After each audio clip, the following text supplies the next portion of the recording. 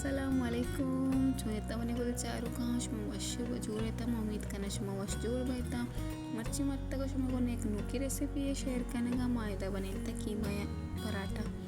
शीमा बनेता का शुमारा पीस जाए बे चारे में छो बनी निशान है तो कम सोया सॉस चिली सॉस और कम केचप मान को तो और पीछे तो कम मान को तो मायोनीज मान को कम वॉशतेर भी ना चुक्काना डन्ना जो सम बाबी अंते रोल पिज़्ज़ा वगैरह हमें चीज़ें मान को ज़्यादा जायका शे वॉशी बिकते शेबने लेफ्ट ओवर एक कीमे या माशे तो का मान को तो ये चीज़ मान को तो मगो शनि यूज़ करना तो जाया हम भी अंते कम पराठा स्टाइल बनी ना ने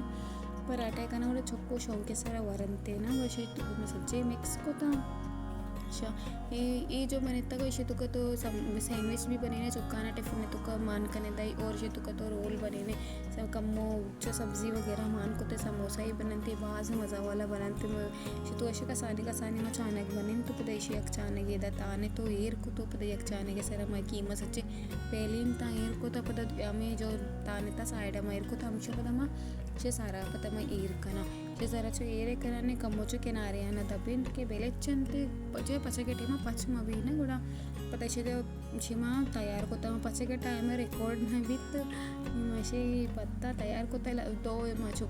पॉकेट स्टाइल बनी चुका मस्त और लाते